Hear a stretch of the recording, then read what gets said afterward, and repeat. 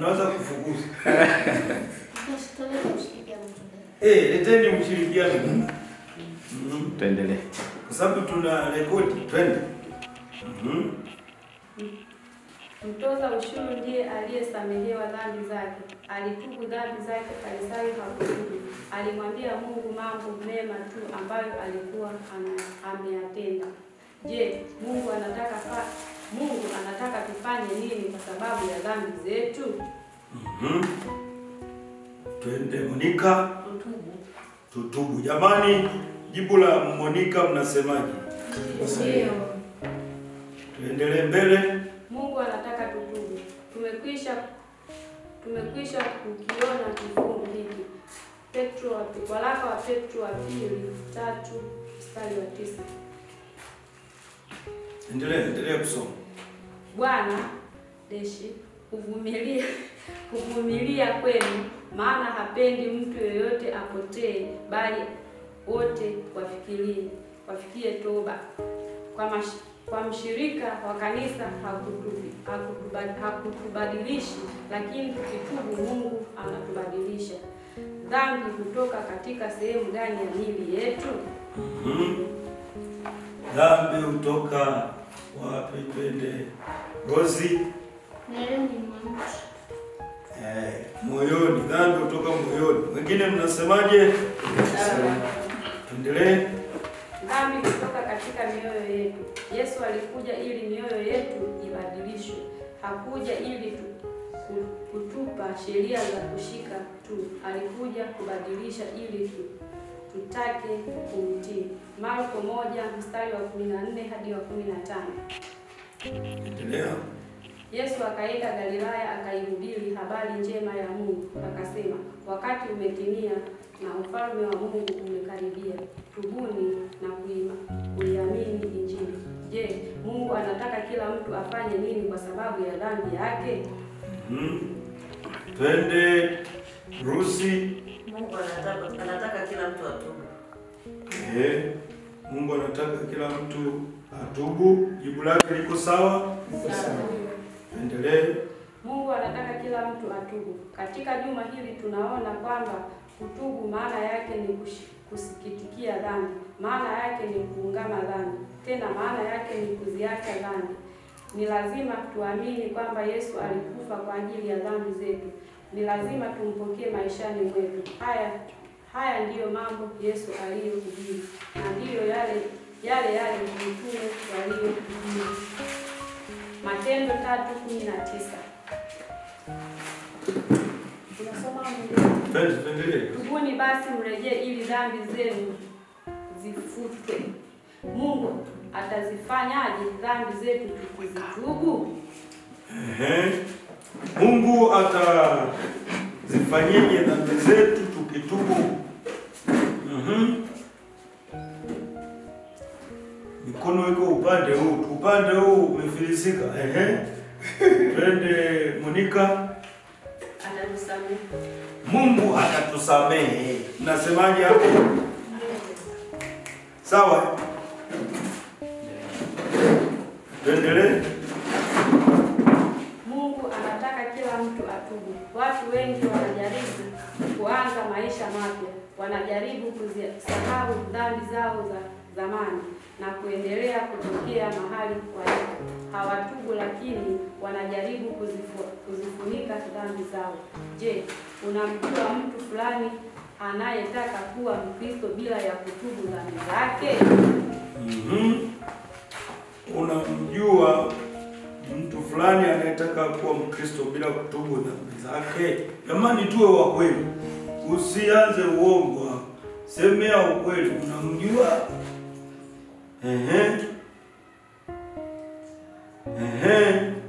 Unamjua? Jamani, wana darasa. Unamjua? Nyosha mkono.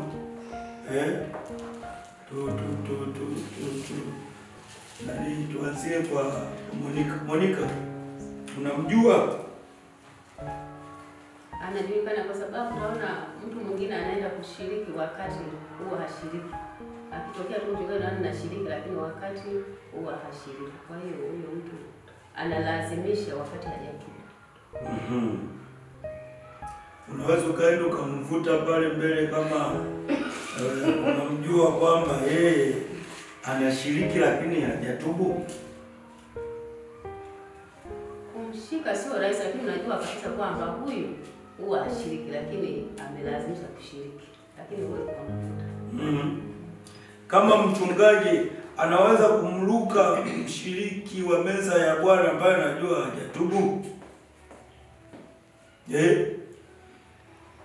Wana darasa.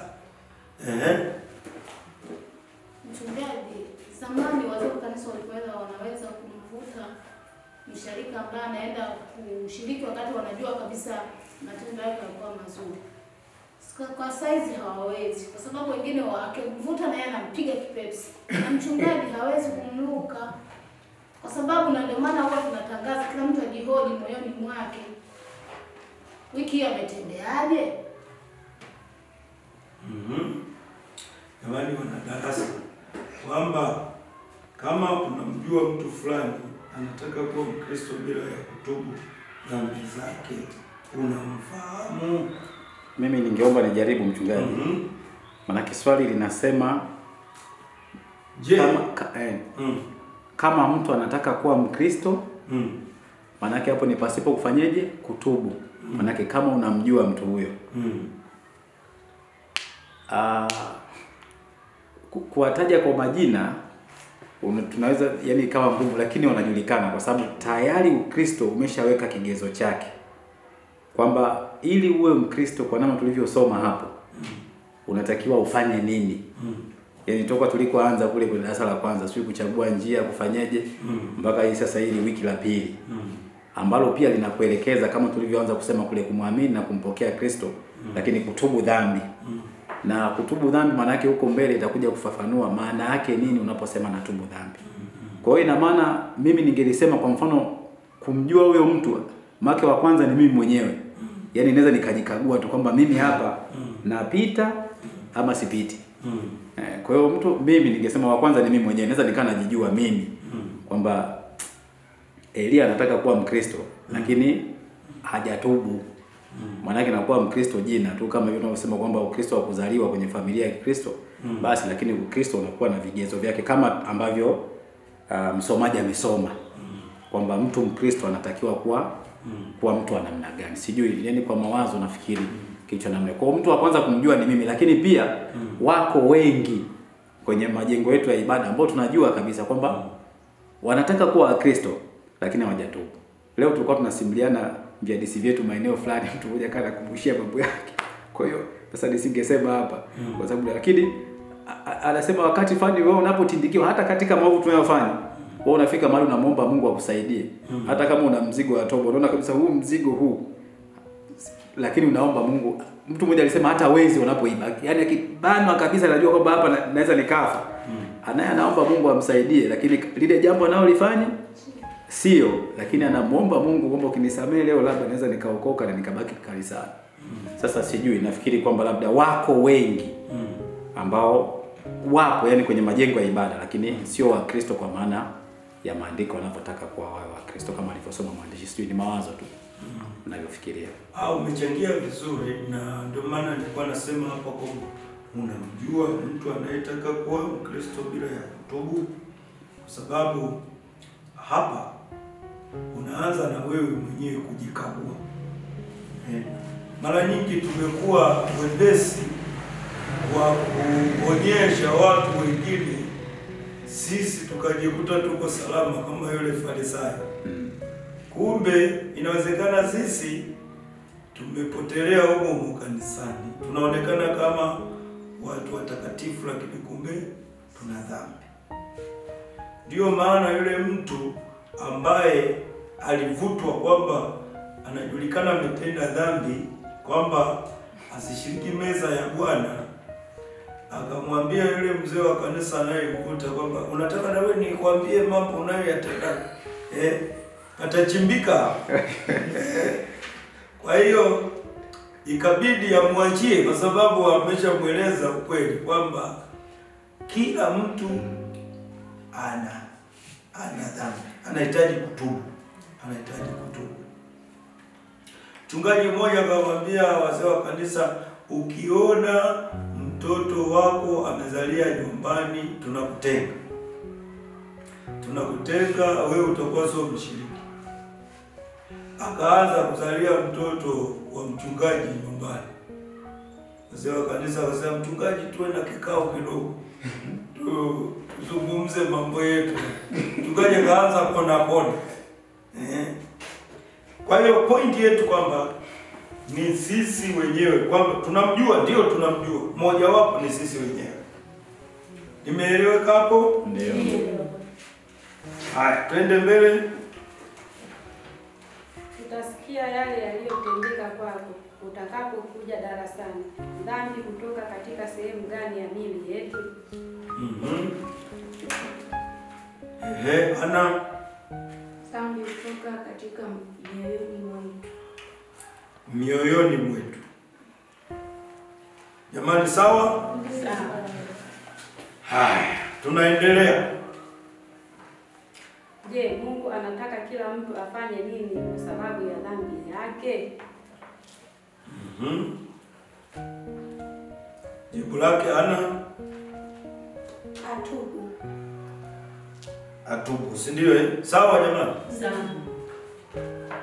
Twende Juma la pili, kutubu. Siku ya pili, ili kutubu ni lazima tuzisikitikie dhambi. Namba 1. Jana tuliona kwamba kila mtu ametenda dhambi. Dhambi kutoka katika sehemu gani ya miili yetu? Nani Mari?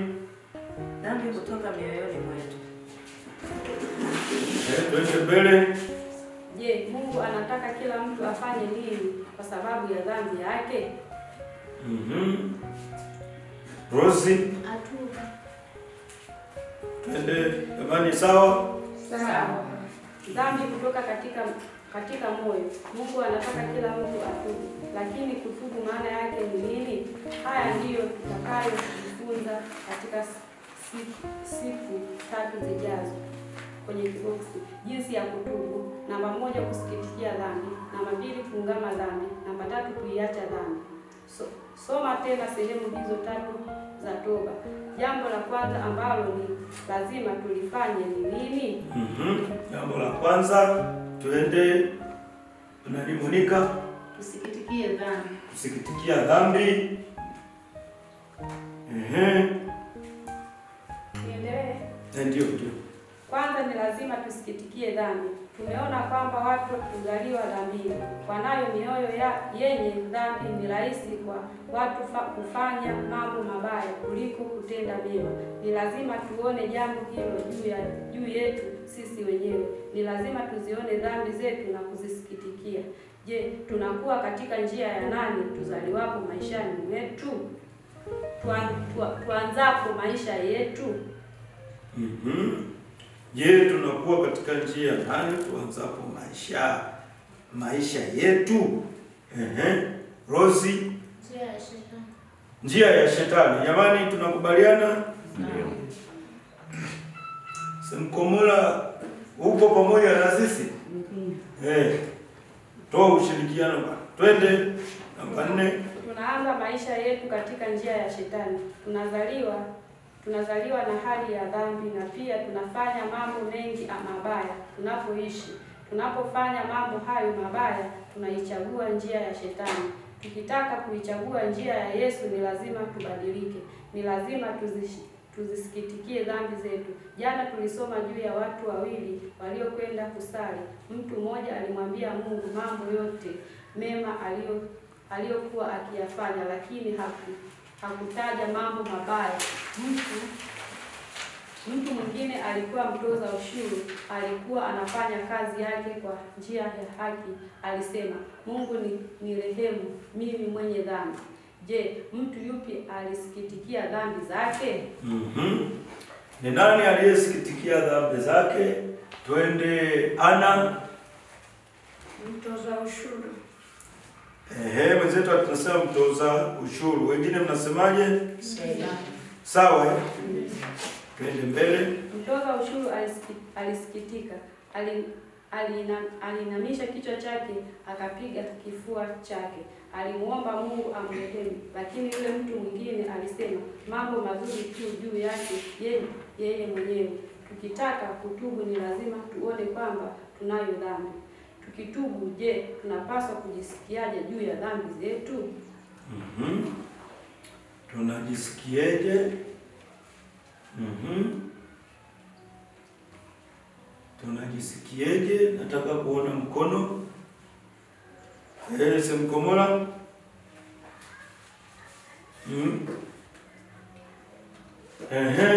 Rozi. Tunasikitikia. Imani sawa? Sawa. Twende mbele. Tunapaswa kusikitika. Hatupaswi kuzipenda dhambi zetu tena.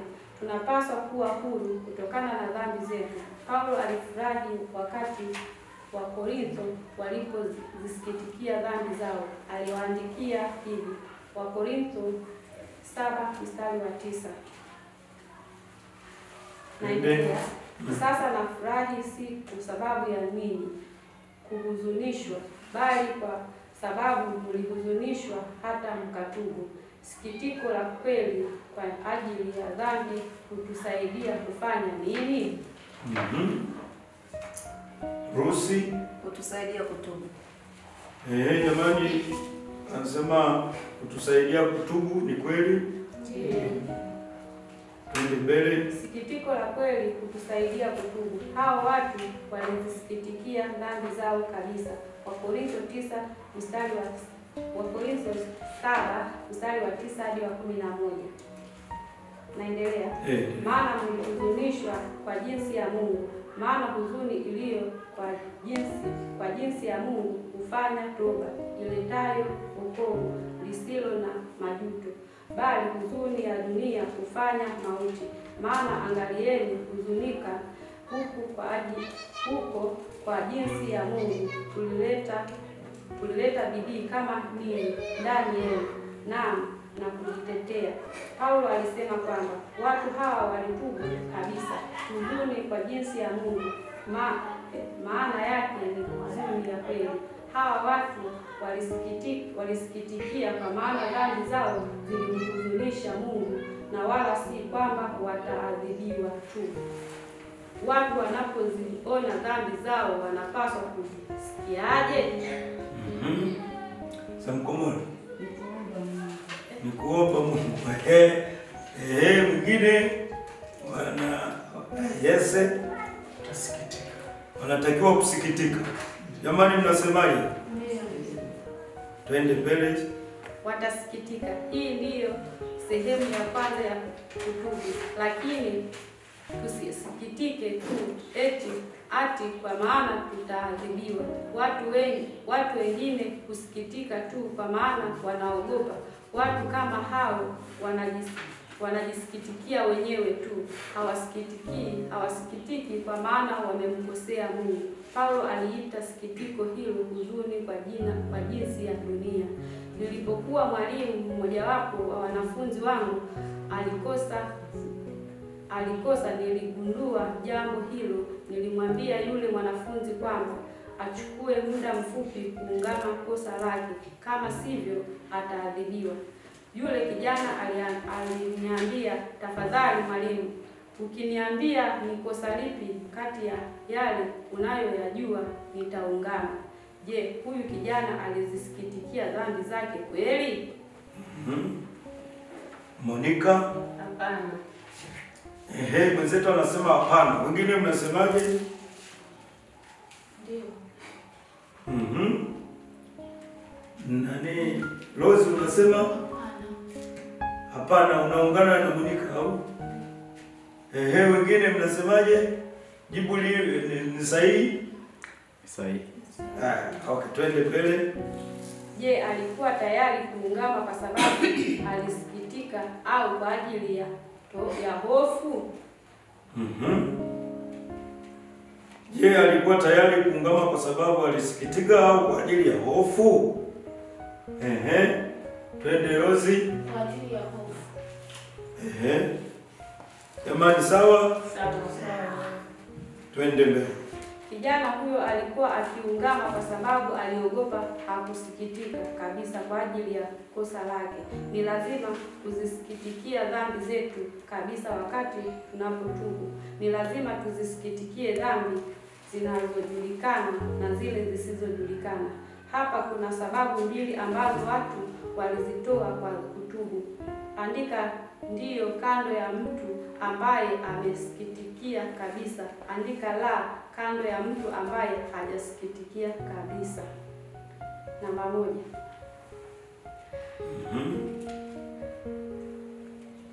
Ninatubu kwa maana sitaki kwenda jehanamu. Tuanzie pale namba 1. Tumeelewa swali la pili? Wanadarasa, tumeelewa swali la kwanza? Ndio. Namba 1 kuna deshi. Namba 2 ninatubu kwa maana sitaki kwenda jehanamu. Namba 3 deshi.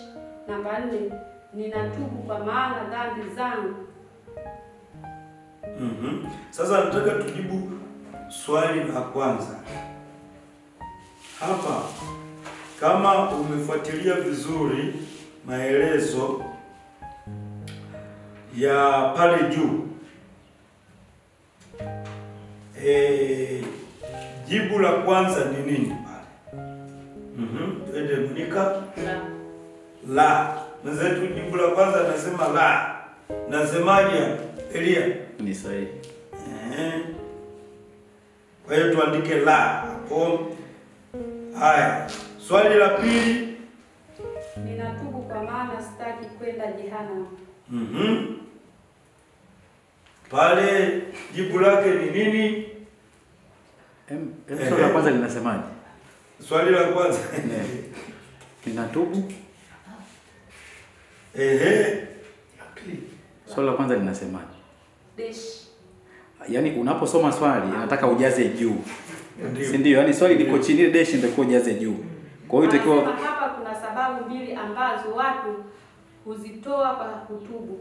Andika ndio kando ya mtu ambaye amesikitika kabisa. Ndiyo. Andika la kando ya mtu ambaye hajasikitika kabisa. Sawa. Namba 1 ndio dash. nafikiri hapo palikuwa na typing error.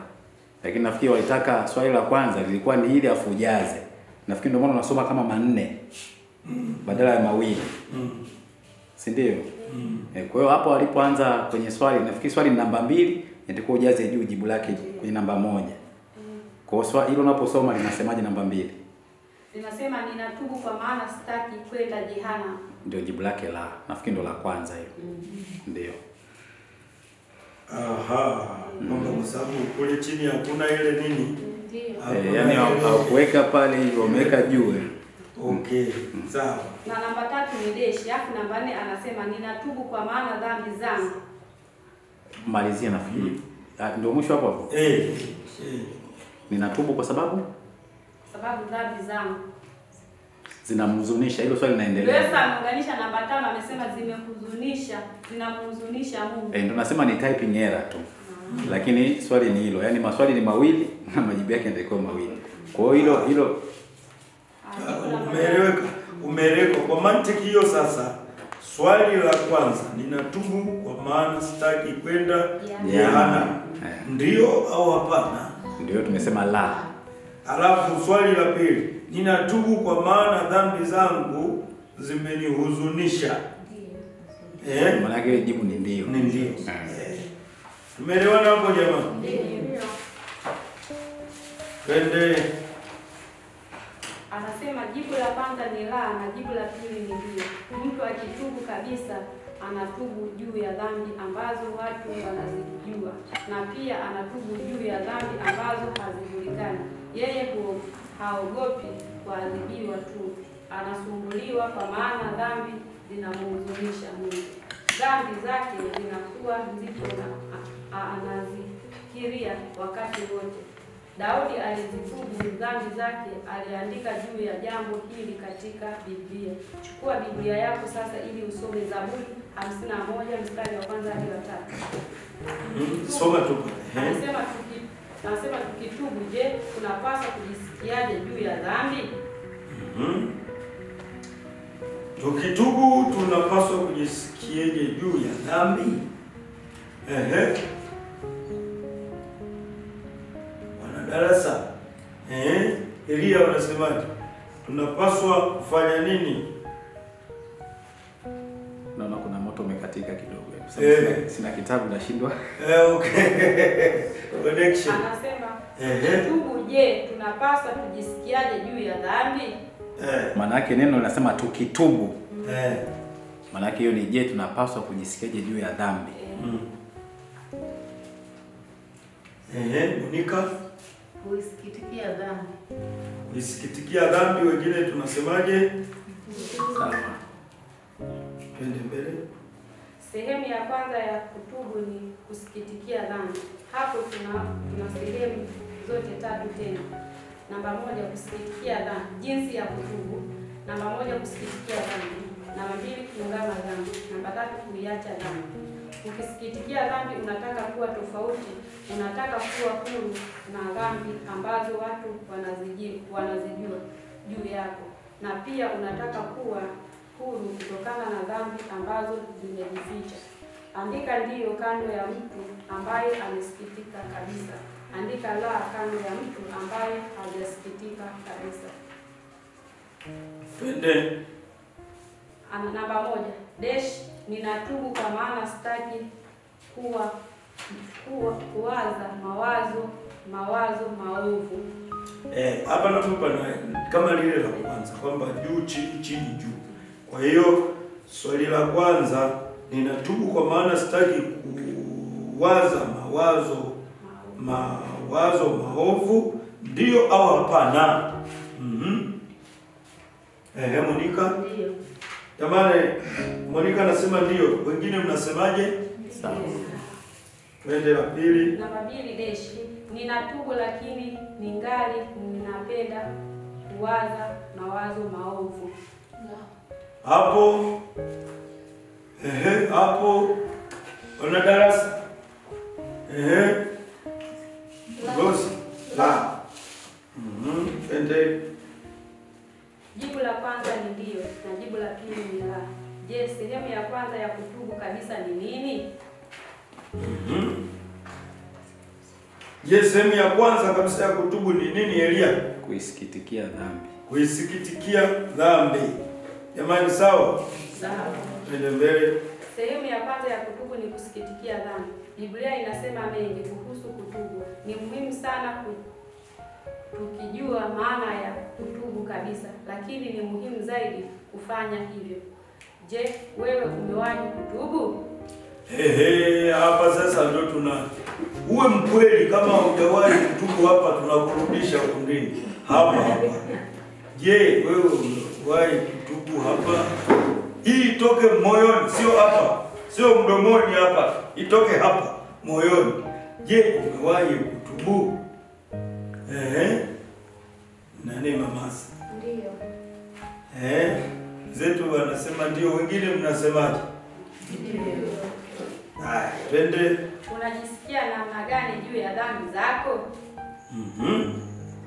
Unajisikia namna gani juu ya dhambi zako? Simkomona. Mwenzetu anasema anazisikitikia dhambi zake. Mnasemaje wengine? Twende. Tutajadiliana juu ya jambo hili darasani. Je, sehemu ya kwanza ya kutubu ni nini? Sehemu ya kwanza ya kutubu ni nini?